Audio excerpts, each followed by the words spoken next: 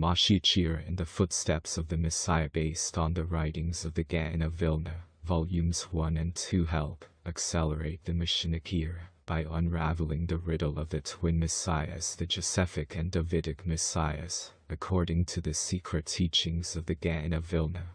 The twin messiahs only over the last few decades the formerly obscure and enigmatic Jewish tradition of the Josephic Messiah Moshiach ben Joseph has become known to the public.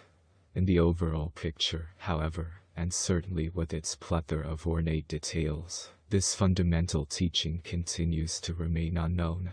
At best, Judaism's secret doctrine of the Josephic Messiah, as elaborated in the Kabbalah, is very confusing, even being subject to misuse and gross distortion.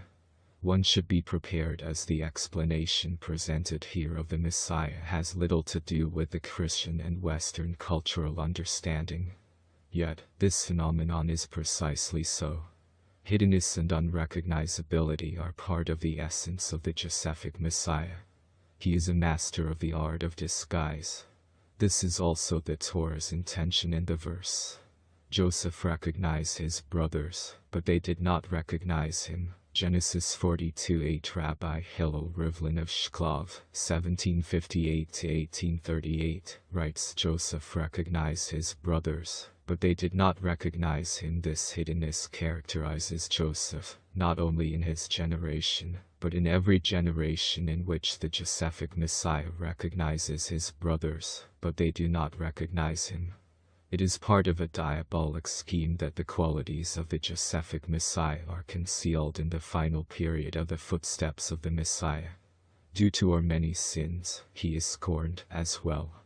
If this were not the case, our suffering would already have ended. If only Israel would recognize the Josephic Messiah's footprints, i.e., the signs of his presence, the ingathering of the exiles, etc., including the Messianic role of science and technology, we would already have seen the complete redemption. What makes the Josephic Messiah such a complex subject is that it is only one half of a larger picture. The other half, which is more familiar to everyone, is known as the Davidic Messiah, the Davidic King Messiah, or simply the Messiah. Together, they are known in the Zohar and in the Gaon of Vilna's commentaries as the Trine Messiah, the Zohar's Aramaic term for the two messiahs, the Josephic Messiah and Davidic Messiah. The Josephic Messiah between these two cosmological forces that forms the hidden landscape upon which the drama of the entirety of world history unfolds. It is for this reason that I have chosen to translate the term as the twin messiahs. It must be emphasized that in the language of the Torah masters and Kabbalah sages, the appellations of the Josephic Messiah and the Davidic Messiah refer to much more than the historical Joseph and David. These two Messianic forces were in existence, potentially and manifestly, not only before the historical Joseph, viceroy of Egypt, and David, king of Israel, but even before creation. Rather, Joseph and David are specific constellations of the forces of the twin messiahs incarnating, as it were, in historical time and space. The historical Joseph and David then reciprocally become prototypes for the twin messiahs, from whence we derive many of the subtle yet crucial details of the phenomenon of the twin messiahs. At the onset, a Torah-based definition of the concept of Messiah is called for. It will be a simplified definition, which will require qualification and much elaboration afterward. But it is essential in allowing us to approach the twin messiahs with some sense of perspective. Why two messiahs? Why any messiah at all? What is the purpose of a messiah? The messiah is an individual who is responsible for, and who, either overtly or covertly, spearheads a collective process of tikkun. Tikkun is perhaps the single most important concept in all of Judaism. The word tikkun means rectification or mending. In the Kabbalah, tikkun also refers to a process of elevation and transformation, whereas the second definition implies taking something that is already complete into a more refined state. The first definition implies that something has broken or has become torn, and the immediate goal is only to return it to its original state of completion. These are the two processes or modes of tikkun. When something has been broken, it obviously is not complete, and it cannot function to its full capacity. It is, in a sense, in a state of fallenness or captivity until it receives its proper tikkun. Its tikkun is then its redemption from its captive state. The one who performs that act of restoration is said to be its redeemer, goal, which is another quality and name for Messiah. As we shall see, the Torah teaches that a certain type of breakage, or primordial fall, took place which affected and continues to affect the entirety of creation. Therefore, the Messiah is simply the one who is responsible for the restoration, the tikkun, and the redemption of creation. Yet, even the second definition of tikkun, as elevation and transformation, also implies a subtle form of captivity, which requires a process of redemption. Something can be complete, but still have the capacity to evolve to a higher level. As long as it has not yet attained that higher level, then it too, relatively speaking, can be said to be in a state of captivity that requires redemption. The one who accomplishes the act of transformation has released it from the bondage of its static level of completion. This type of redeemer is also a Messiah. At present, we can understand the need for the first type of Messiah, one who will restore the world to its former state. But where does the second type fit into the picture? When was the world so complete that it needed only to be elevated to higher and higher levels of completion and perfection? The answer is the Garden of Eden. When Adam Harishan, the original higher dimensional consciousness being composed of both masculine and feminine, was created, he was placed into a higher dimensional reality that was essentially perfect. His mission was to elevate and transform that which was already in a completed state. In spite of the fact that nothing had broken and nothing had been torn, all life was still undergoing a staggering spiritual evolution. The entire hierarchy of life, human, animal, plant, and mineral, was rising higher and higher. The one orchestrating this was Adam. Even in the original utopian description of the Garden of Eden, Adam was life's redeemer and the world Messiah. After the proverbial eating from the higher dimensional fruit of the tree of knowledge of duality, reality and Adam's mission radically changed. The fall of man was a cosmic shattering and an existential rip that reverberated throughout the entire fabric of creation. Adam now had a new task to perform, for through his actions, everything had collapsed into a lower world order. A new mode of tikkun was therefore required, the tikkun of rectification, restoration, and purification. This does not mean that his original task of higher transformation had been nullified.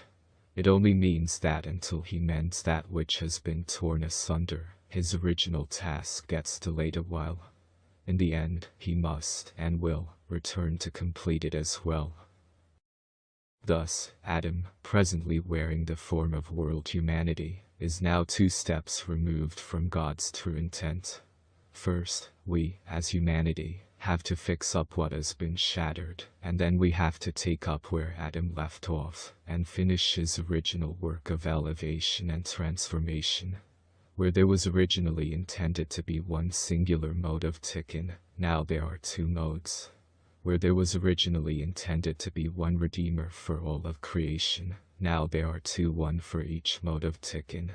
These 2 modes of tikkun are referred to in Torah literature as the Triune Shechen, the twin messiahs. Adam had, in effect, split his own self into 2 personae. Adam is the twin messiahs.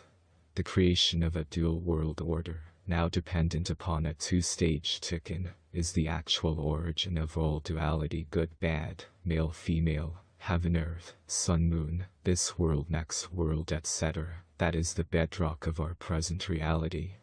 These sharp distinctions did not exist in the higher world of transformation, which functioned according to a law of singularity known as the Tree of Life. All duality is a direct consequence of Adam's act of partaking from the tree of knowledge of opposites, good and evil, which, as its name implies, is the primal source of all duality. In general, the Redeemer, whose mission is fundamentally one of restoration and purification, is known as the Josephic Messiah. The Redeemer, whose mission is fundamentally one of elevation and transformation, is known as the Davidic Messiah. Similarly, the period of time that we are in now, i.e., after Adam's fall and expulsion from Eden, is broadly designated as the year of the Josephic Messiah. This is the period of time for his mode of tikkun. As explained in the introduction to the book, the present world order is scheduled to exist for 6,000 years. It is during this time that the tikkun of rectification must take place in small increments. Although, in general, this entire period is the providence of the Josephic Messiah, it is the second half of the 6th millennium, i.e., from the year 5600 to 1740, which is the essential period for the tikkun of the Josephic Messiah. After this tikkun will be completed, i.e., near the very end of the 6th millennia, then we will enter the period of time designated as the year of the Davidic Messiah, since it will then be time to finish the mode of the original tikkun of transformation. Surprisingly, the famous era of the Messiah, Ben-David, so much described by the prophets and formulated by the sages, yet so clouded in obscurity, is none other than a return to the original, but unfinished Garden of Eden, and the Davidic Messiah is none other than the original Adam Hershon himself before the fall. This is certainly a return full circle if there ever was one. This principle is included in the rabbinic formula, Sof Masad Mitshava Tekila. The final act returns to the original intended thought. The statement that there are distinct modes and periods for each of the twin messiahs must now be qualified. In truth, there is much overlapping between the two. The Ben-David mode is always present in the immediate background of the Ben-Joseph mode, and vice versa. In other words, a fractal spark, nitzitz, of the lower tikkun of the Josephic Messiah, is always present within the higher tikkun of the Davidic Messiah. Conversely, a fractal spark of the higher tikkun of the Davidic Messiah is always present within the lower tikkun of the Josephic Messiah.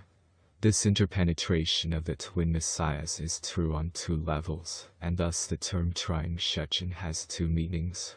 The processes of the Josephic Messiah and the Davidic Messiah occur together, at all times, in every generation, and in all places. The Messianic era of the Josephic Messiah and the Messianic era of the Davidic Messiah, however, refer to large-scale time frames where there is a sharper line of demarcation between the two modes of tikkun. The first aspect of the twin messiahs that functions on the generational or micro-time scale, i.e., on an annual and daily basis, is the generational twin messiahs. The second aspect of the twin messiahs, which functions on the millennial or macro time scale, is the millennial twin messiahs.